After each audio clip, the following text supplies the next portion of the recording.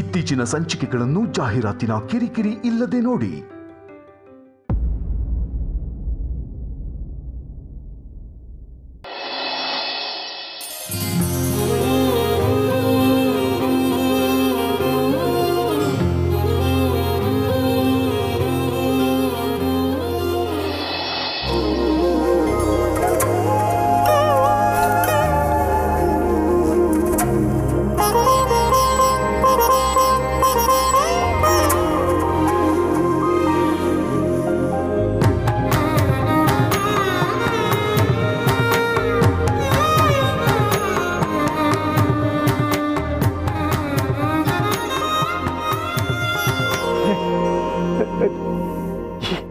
ಏನಿದು? ಹುಟ್ಟುಹಬ್ಬದ ಶುಭಾಶಯಗಳು ಮಾವ.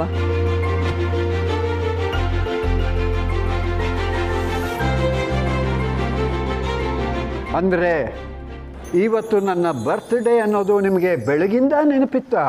ಮತ್ತೆ ನಮ್ಮೆಲ್ಲರೂ ಅಷ್ಟೊಂದು ಗೋಳಿ ಕೊತ್ತೀರಾ ಅಂತಂದ್ಮೇಲೆ ನಿಮ್ಮ ಬರ್ಡೇನ ಮರೆಯೋದುಂಟಾ? ತರಲೆ ಏನಿವೆ, ಹ್ಯಾಪಿ ಬರ್ಡೇ ತಾತ. ಹೀಗೆ 100 ಕಾಲ ನಮ್ಮೆಲ್ಲರನ್ನೂ ಗೋಳಿ ಕೊತ್ತಾರೆ. Tulasi, thank you. ಥ್ಯಾಂಕ್ಸ್ ದಂಡ್ಪಿಂಡ. ತಾತ, ನಾನು ಒಬ್ಳು ಇದ್ದೀನಿ ಇಲ್ಲಿ. ಓ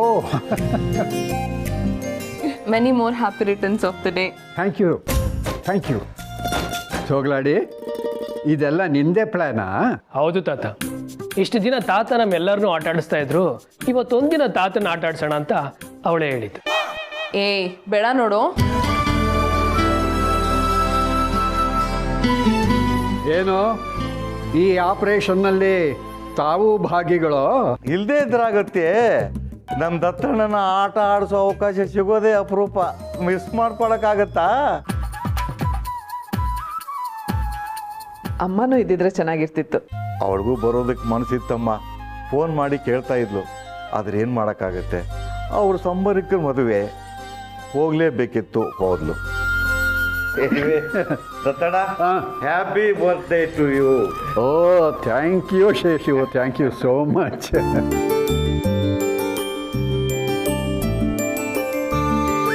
ಪುಟ್ಟ, ನೀನು ನಂದಿನಿ ಆರತಿ ಮಾಡಿ ತಗೋ. ಅಮ್ಮ, ನೀವೇ ಬನ್ನಿ. ಬೇಡ ಪುಟ್ಟ. ತುಳಸಿ, ಸೋಗ್ಲಾಡಿ ಆವತ್ತೇ ಹೇಳಿದ್ಲಲ್ಲ, ಶ್ರದ್ಧೆ ಮುಖ್ಯ ಅಂತ. ನಾನು ಅದನ್ನೇ ಹೇಳ್ತಾ ಇದ್ದೀನಿ. ಬಾ.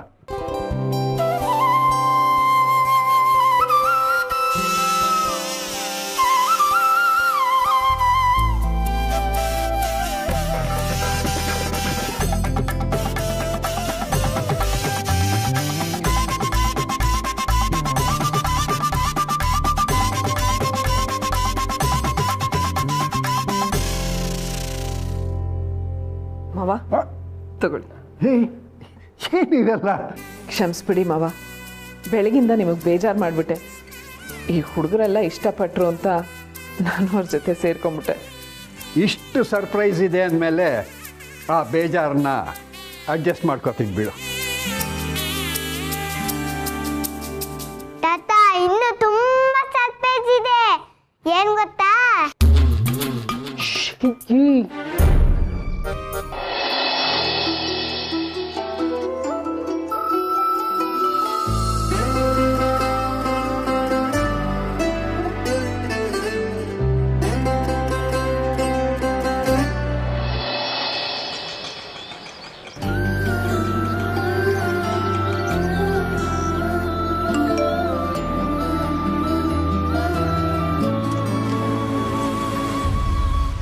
ಮಾವ, ಸಿರಿ ತಾತಂಗೆ ಏನು ಗಿಫ್ಟ್ ತಗೋಬೇಕಾಗಿತ್ತು. ನಂಗೆ ಹೋಗೋಕ್ಕಾಗಲಿಲ್ಲ. ನನಗೋಸ್ಕರ ಏನಾದರೂ ಗಿಫ್ಟ್ ತಗೊಂಡು ಅವ್ರ ಮನೆಗೆ ಬರ್ತೀರಾ ಪ್ಲೀಸ್? ನೀವು ಅಲ್ಲಿಗೆ ಬಂದೇ ಬರ್ತೀರಾ ಅಂತ ನನಗೆ ಗೊತ್ತು ಮಾವ.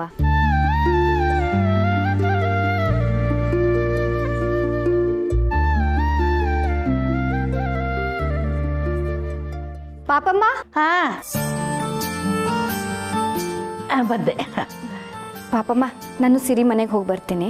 ಸರಿ ಪೂರ್ಣಿ, ಜೋಪಾನ. ಡ್ರೈವರ್ಗೆ ಕಾರು ನಿಧಾನವಾಗಿ ಓಡಿಸೋಕೆ ಹೇಳು. ಆಯಿತು ಪಾಪಮ್ಮ. ಇವರು ಮನೆಗೆ ಬರೋದ್ರೊಳಗಡೆ ನಾನು ಬಂದ್ಬಿಡ್ತೀನಿ. ಅಕಸ್ಮಾತ್ ಇವ್ರು ಬೇಗ ಬಂದು ನನ್ನನ್ನು ಕೇಳಿದ್ರೆ ನನಗೆ ಫೋನ್ ಮಾಡೋದಕ್ಕೆ ಹೇಳಿ. ಆಯ್ತಮ್ಮ, ನಾನು ನೋಡ್ಕೋತೀನಿ, ನೀನು ಹೋಗ್ಬಾ.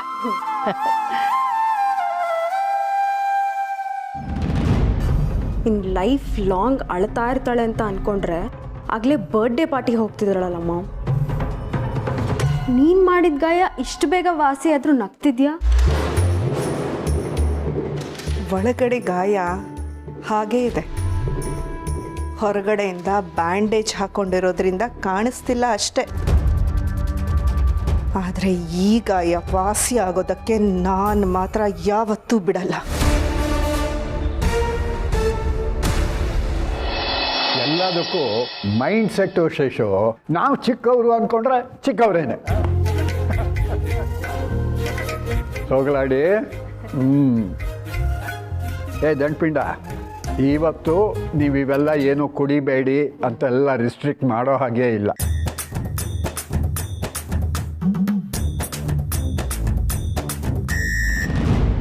ಬರ್ತ್ಡೇ ಪಾರ್ಟಿ ಅಂದರೆ ಏನೋ ಅಂದ್ಕೊಂಡಿದ್ದೆ, ಆದರೆ ಅದೇ ಚೀಪ್ ಸೀರೆ, ಕ್ಲಾಸ್ ಇಲ್ದಿರೋ ತಿಂಡಿ. ಇವ್ರು ಮಾತ್ರ ಬದಲಾಗಲ್ಲ. ದತ್ತಣ್ಣ, ಈಗಲಾದರೂ ವಯಸ್ಸಾಯಿತು ಅಂತ ಒಪ್ಕೊಳ್ತೀಯಾ? ಚೆನ್ನಾಗಿ ಹೇಳಿದೆ. ನಾನು 75 ಅಂತಂದರೂ ಕೂಡ ಕೇಳಿಸ್ಕೊಳ್ಳೋರೆಲ್ಲ ಅದನ್ನು 25 ಅಂತಾನೆ. ಅಂದರೆ 25ನ ವಯಸ್ಸಾದವರು ಅಂತ ಹೇಳೋದಿಲ್ಲ, ವಯಸ್ಸಿಗೆ ಬರ್ತಾ ಇರೋರು ಅಂತಂತಾರೆ. ಬಲೆ ಇದೆಯಾ ನೀನು?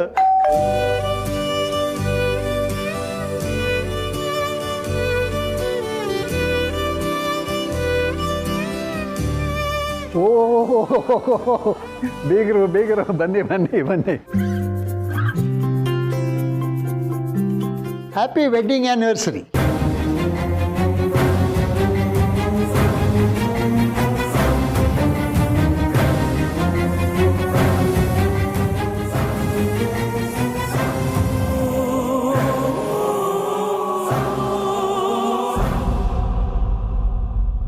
ತಮಾಷೆ ಮಾಡಿದೆ. Happy birthday.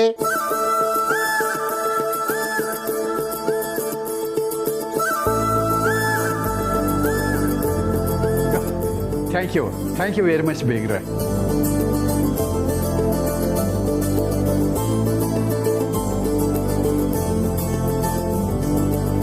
ಕ್ಯಾಪ್ಟನ್ ದತ್ತಣ್ಣ.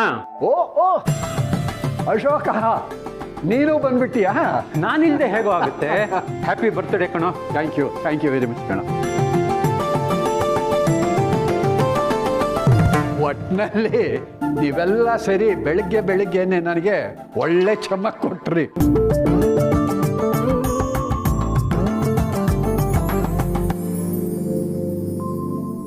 ಪುಟ್ಟ, ತಾತ ಇಷ್ಟು ಖುಷಿಯಾಗಿರೋದು ನೋಡೋದಕ್ಕೆ ಎಷ್ಟು ಖುಷಿ ಆಗ್ತಾ ಇದೆ ಗೊತ್ತಾ? ಇದಕ್ಕೆಲ್ಲ ನೀನೇ ಕಾರಣ. ಥ್ಯಾಂಕ್ ಯು ಪುಟ್ಟ. ಅಮ್ಮ, ಫ್ರೆಂಡ್ಸು ಫ್ಯಾಮಿಲಿ ಮಧ್ಯೆ ನೋ ಸಾರಿ ನೋ ಥ್ಯಾಂಕ್ಸ್.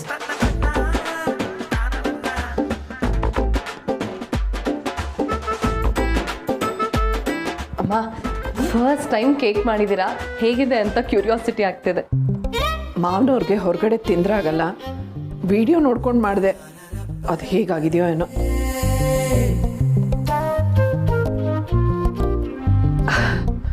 ಬೆಂದಿದೆ. ಹದ ಕರೆಕ್ಟಾಗಿರುತ್ತೆ ಬಿಡಿ. ಅಯ್ಯೋ, ಕೇಕ್ ಮನೆಯಲ್ಲೇ ಮಾಡಿದ್ರಾ? ಏನೇ ಹೇಳಿ ತುಳಸಿಯವರೇ, ಡೆಕೋರೇಷನ್ನೇ ಇಲ್ದಿರೋ ಕೇಕೇ ಅಲ್ಲ. ಒಂದಿನಾದ್ರೂ ಆಚೆಯಿಂದ ತರಿಸ್ಬಾರ್ದಾ?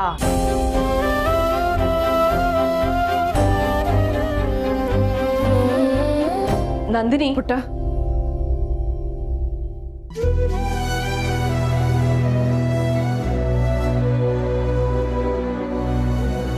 ಅಶೋಕ, ನಿಜಾಲು ನೀವು ಬಂದಿದ್ದು ತುಂಬ ಸಂತೋಷ ಆಯಿತು ಕಣ.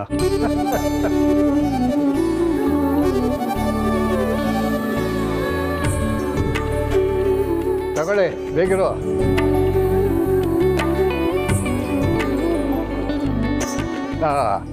ತುಳಸಿ, ಅವನು ಅಶೋಕ ಅಂತ ನಮ್ಮ ಲಾಫಿಂಗ್ ಕ್ಲಬ್ಬು ಇತ್ತೀಚೆಗೆ ಸೇರ್ಕೊಂಡಿದ್ದಾನೆ. ನನ್ನ ಚಡ್ಡಿ ದೋಸ್ತು. ಹೈಸ್ಕೂಲು ಕಾಲೇಜಲ್ಲಿ ನನ್ನ ಕ್ರೈಮಲ್ಲಿ ಇವನು ನನ್ನ ಪಾರ್ಟ್ನರು. ನೋಡಯ್ಯ ಅಶೋಕ, ಇವಳು ನನ್ನ ಸೊಸೆ ತುಳಸಿ. ನಮಸ್ಕಾರ. ತುಳಸಿ ನನಗೆ ಗೊತ್ತಿಲ್ವಾ? ನಿನಗೆ ಹೇಗೆ ಗೊತ್ತು? ತಾತ, ಇವತ್ತು ಅವ್ರನ್ನ ಇಲ್ಲಿಗೆ ಕರೆಸಿದ್ದೆ ಅಮ್ಮ. ನೀವು ಯಾವಾಗಲೂ ಅಶೋಕ್ ಅಂಕಲ್ ಬಗ್ಗೆ ಹೇಳ್ತಿದ್ರಲ್ಲ, ಅಮ್ಮ ಶೇಷು ಅಂಕಲಿಗೆ ಹೇಳಿ ಅವ್ರನ್ನ ಕರೆಸಿದ್ದಾರೆ.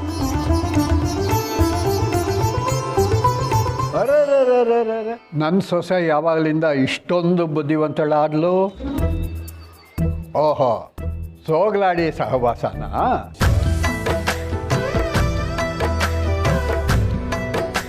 ದತ್ತ, ನೀನೇನೇ ಹೇಳು, ಇಂಥ ಕುಟುಂಬ ಸಿಕ್ಕೋಕ್ಕೆ ನೀನು ಪುಣ್ಯ ಮಾಡಿದ್ದೆ. ಈ ಕಾಲದಲ್ಲಿ ಇಷ್ಟು ವಯಸ್ಸಾದ್ಮೇಲೂ ಯಾರಾದರೂ ಬರ್ತ್ಡೇ ಮಾಡ್ತಾರಾ? ನೋಡು, ಇವರು ಇದನ್ನ ನೆನ್ಪಿಟ್ಕೊಂಡಿರೋದು ಅಷ್ಟೇ ಅಲ್ಲ, ಇಷ್ಟೆಲ್ಲ ಅರೇಂಜ್ಮೆಂಟ್ಸ್ ಕೂಡ ಮಾಡಿದ್ದಾರೆ. ಇದಕ್ಕೆ ಕಾರಣ ಏನು ಗೊತ್ತಾ? ಅವರು ನಿನ್ನಲ್ಲಿಟ್ಟಿರೋ ಗೌರವ, ಪ್ರೀತಿ.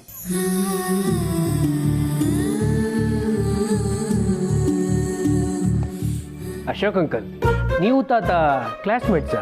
ನಿಮ್ಮ ತಾತ ನಮ್ಮ ದೊಡ್ಡಣ್ಣನ ಕ್ಲಾಸ್ಮೇಟು, ಆದರೆ ಅವ್ರು ಕ್ಲೋಸ್ ಆಗಿದ್ದಿದ್ದು ನನ್ನ ಹತ್ರನೇ. ನಮ್ಮ ಮನೇನೂ ಇವ್ರ ಮನೆ ಪಕ್ಕದಲ್ಲೇ ಇತ್ತು.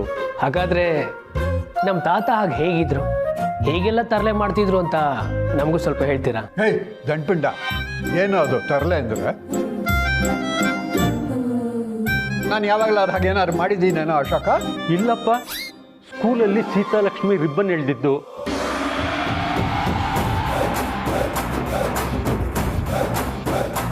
ಹೈಸ್ಕೂಲಲ್ಲಿ ಹೆಡ್ ಮಾಸ್ಟರ್ ಸೈಕಲ್ ಪಂಕ್ಚರ್ ಮಾಡಿದ್ದು, ಕಾಲೇಜ್ನಲ್ಲಿ ರೀಟಾನ ಕದ್ದು ಕದ್ದು ನೋಡ್ತಿದ್ದು, ಇದು ಯಾವುದನ್ನು ನಾನು ಹೇಳಲ್ಲ ಬಿಡಪ್ಪ.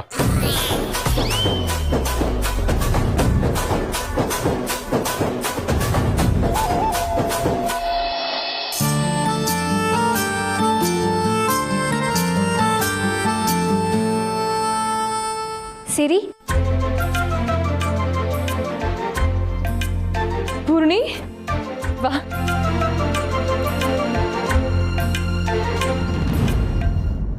ತಾತ, ನನ್ನ ಫ್ರೆಂಡ್ ಪೂರ್ಣಿ ಅಂತ, ನಿಮ್ಮ ಜೊತೆ ಒಂದ್ಸರಿ ಫೋನಲ್ಲಿ ಮಾತಾಡಿದ್ಲಲ್ಲ? ಓ ಓ, ಗೊತ್ತಾಯ್ತು ಗೊತ್ತಾಯ್ತು ಗೊತ್ತಾಯ್ತು. ಮೊನ್ನೆ ಇವಳ ಬಗ್ಗೆನೇ ಅಲ್ವಾ ನೀನು ಮಾತಾಡಿದ್ದು? ಹಾಂ ತಾತ. ಏನು ಯೋಚನೆ ಮಾಡಬೇಡಮ್ಮ, ಎಲ್ಲ ಸರಿ ಹೋಗುತ್ತೆ. ಇವಳು ಮಾಧವ್ ಸರ್ ಸೊಸೆ ಅಲ್ವಾ? ಇವ್ರ ಮನೆಗೆ ಬರೋ ಅಷ್ಟು ಕ್ಲೋಸಾ? ಅಮ್ಮ, ಇವಳೇ ಪೂರ್ಣಿ, ನನ್ನ ಬೆಸ್ಟ್ ಫ್ರೆಂಡ್.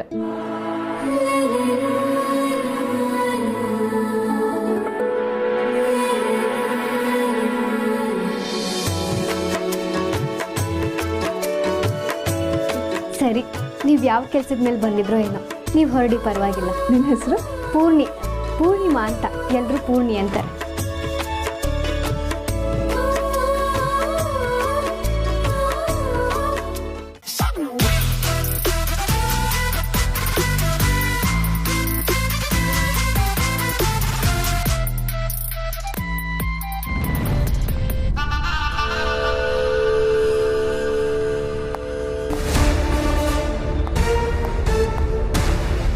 ಅಭಿ, ಏನು ಇಷ್ಟು ಬ್ಯುಸಿ ಆಗಿಬಿಟ್ಟಿದ್ಯಾ?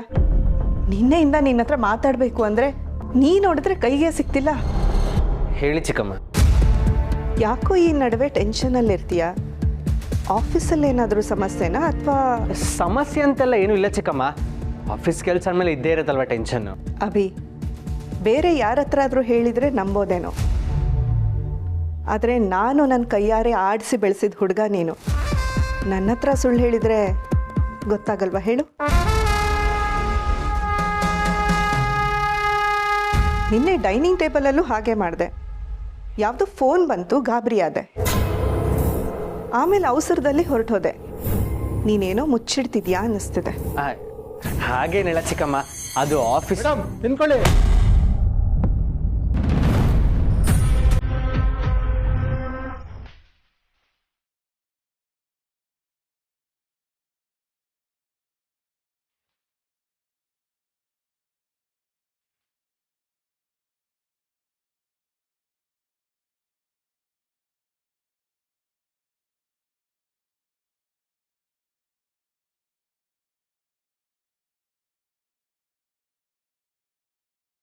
ಮೇಡಮ್ ನಿಂತ್ಕೊಳ್ಳಿ. ಮೇಡಮ್ ಮೇಡಮ್ ಮೇಡಮ್ ಮೇಡಮ್ ಯಾರು ಅಂತ ಗೊತ್ತಿಲ್ಲ, ಎಷ್ಟು ಕೇಳಿರೋ ಮನೆ ಒಳಗಡೆ ನುಗ್ತಾ ಇದ್ದಾರೆ. ಸರಿ, ನೀನು ಹೋಗು. ಹಲೋ. ಫ್ರೆಂಡ್ ಚಿಕ್ಕಮ್ಮ. ಡೋಂಟ್ ಲೈ Abhi, I am not just A friend. ನಿನ್ನ ಗರ್ಲ್ ಫ್ರೆಂಡ್ ಅಂತ ಹೇಳು.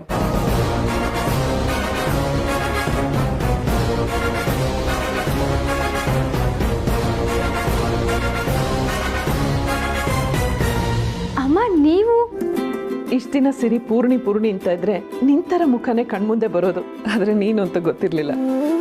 ಹೇಗಿದೆಯಮ್ಮ? ಅರೆ ನಿಮ್ಮಿಬ್ರಿಗೂ ಮೊದಲೇ ಪರಿಚಯನಾ? ಹೌದು ಸಿರಿ, ನಾನು ಒಂದ್ಸರಿ ಚೆಕಪ್ಗೆ ಅಂತ ಹಾಸ್ಪಿಟಲ್ಗೆ ಹೋಗಿದ್ದೆ. ಆಗ ಇವರು ನನಗೆ ಹೆಲ್ಪ್ ಮಾಡಿದ್ರು. ಆದರೆ ಇವರೇ ನಿನ್ನ ಅತ್ತೆ ಅಂತ ನಿಜವಾಗ್ಲೂ ಗೊತ್ತಿರಲಿಲ್ಲ. ಹೌದಾ? ಸೂಪರ್. ಒಂದು ನಿಮಿಷ ಎಲ್ಲರೂ ಕೇಳಿಸ್ಕೊಳ್ಳಿ. ಯಾರ್ಯಾರು ಬರಬೇಕಿತ್ತು ಎಲ್ಲ ಬಂದಿದ್ದಾರೆ. ಇನ್ನೇನು ಸೆಲೆಬ್ರೇಷನ್ ಸ್ಟಾರ್ಟ್ ಆಗುತ್ತೆ. ಆದರೆ ಅದಕ್ಕಿಂತ ಮುಂಚೆ ಯಾರಾದರೂ ನಮ್ಮ ತಾತನ ಬಗ್ಗೆ ಒಂದು 4 ಮಾತಾಡಬೇಕು. ಅಮ್ಮ ಮಾತಾಡ್ತಾರೆ. ಏ ಪುಟ್ಟ ಸುಮ್ಮನಿರು, ನನಗೆ ಇಷ್ಟು ಜನದ ಮುಂದೆಲ್ಲ ಮಾತಾಡೋಕೆ ಬರೋದಿಲ್ಲ. ಮಾತಾಡಮ್ಮ ತುಳಸಿ.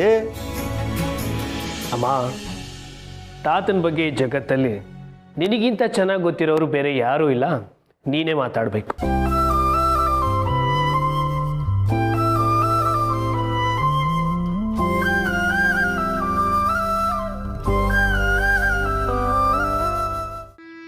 ಇದಕ್ಕಿದ್ದಾಗೆ ಇಷ್ಟು ಜನದ ಮುಂದೆ ಮಾತಾಡು ಅಂದರೆ ನಮ್ಗೆ ಏನು ಮಾತಾಡಬೇಕು ಗೊತ್ತೇ ಆಗ್ತಾ ಇಲ್ಲ.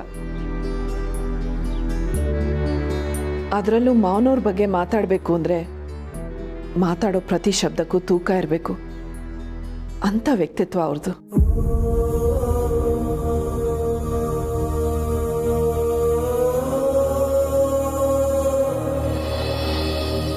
ನಮ್ಮ ತಂದೆ ಮನೇಲಿ ಏನು ಅಷ್ಟೊಂದು ಅನುಕೂಲವಂತರಾಗಿರಲಿಲ್ಲ.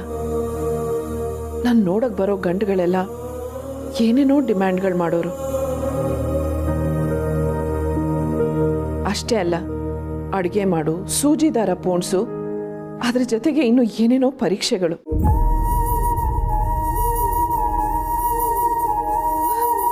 ನಮ್ಮ ಮನೆಯಲ್ಲಿ ನನ್ನ ಮದುವೆನೇ ಒಂದು ದೊಡ್ಡ ಸಮಸ್ಯೆ ಆಗ್ಬಿಟ್ಟಿತ್ತು.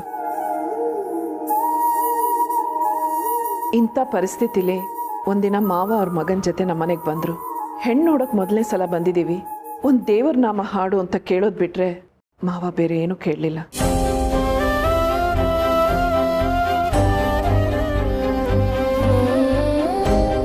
ಫೋಟೋ ನೋಡಿದ್ದೀವಿ, ಜಾತಕ ಹೊಂದಾಣಿಕೆ ಆಗಿದೆ, 4 ಜನನ ವಿಚಾರಿಸಿದ್ದೀವಿ, ಹುಡುಗಿ ಬಗ್ಗೆ ಒಳ್ಳೆ ಅಭಿಪ್ರಾಯ ಇದೆ, ನಮ್ಗಷ್ಟು ಸಾಕು ಅಂದರು.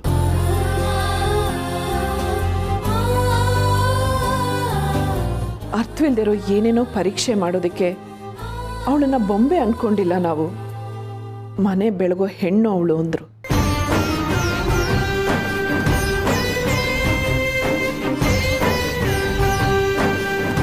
ನಮ್ಮ ಮಗ ನಿಮಗೂ ಇಷ್ಟ ಆಗಿದ್ರೆ ತಾಂಬೂಲ ಬದಲಾಯಿಸ್ಕೊಳ್ಳೋಣ, ನಿಮ್ಮ ಶಕ್ತಿ ತಕ್ಕ ಹಾಗೆ ಮದುವೆ ಮಾಡಿಕೊಡಿ, ಬೇರೆ ಏನು ಬೇಡ ಅಂದರು. ಅವತ್ತೆ ಮಾವ ಏನು ಅನ್ನೋದು ನನಗೆ ಅರ್ಥ ಆಯ್ತು. ಮದುವೆಯಾಗಿ 4 ವರ್ಷಕ್ಕೆ ಗಂಡನ ನೋಡ್ಕೊಡ್ಲು ಅಂತ ಸಮಾಜ ಆಡ್ಕೊಂಡ್ರು. ಇನ್ಮೇಲೆ ನೀನು ನನ್ನ ಮಗಳು ಅಂತ ನನ್ನ ಮಕ್ಕಳ ಜವಾಬ್ದಾರಿನ ಹೊತ್ಕೊಂಡ್ರು.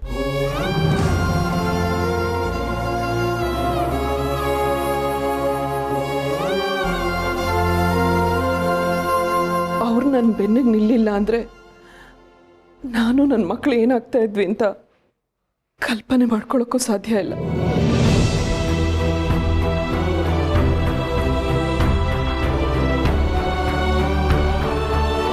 ನಿಜ ಹೇಳಬೇಕು ಅಂದರೆ ನಾನು ಅವ್ರನ್ನ ಮಾವ ಅಂತ ಕರಿತೀನಿ ಅಷ್ಟೆ. ಆದರೆ ನನ್ನ ಮನಸ್ಸಿನಲ್ಲಿ ಅವ್ರಿಗಿರೋ ಸ್ಥಾನ ಅಪ್ಪಂಗಿಂತ ದೊಡ್ಡದು.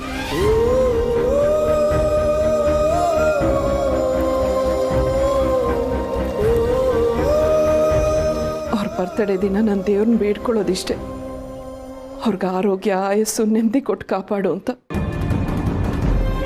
ಹಾಗೆ ಅವ್ರಿಗೆ ಯಾವತ್ತೂ ನೋವು ಕೊಡದೆ ಬದುಕೋ ಶಕ್ತಿ ನನಗೆ ಕೊಡು ಅಂತ.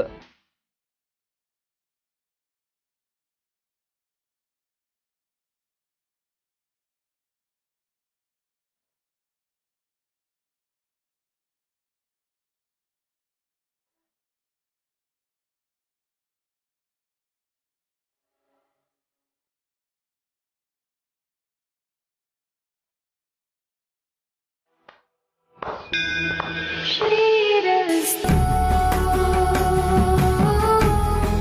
ಶುಭ